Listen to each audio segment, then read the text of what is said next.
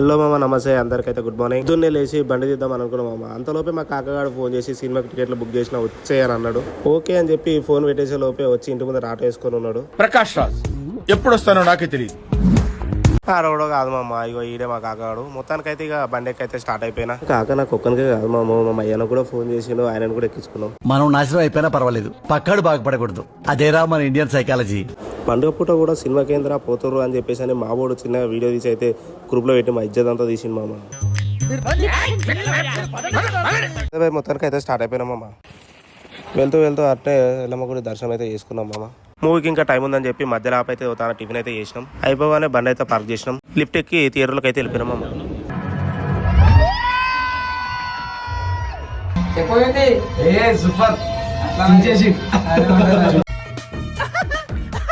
మామ సినిమా అయితే సూపర్ ఉంది మామ. ఇక అయిపోగానే ఇంటికైతే బయలుదేరిపోయినా మామ. ఎర్రతో వాళ్ళు ఎక్కడ కొన్నారా? బాగున్నాయి అన్నట్టు అందరికి చెప్పడం మర్చిపోయినా మామ. హ్యాపీ ఉగాది. బాగుందనా?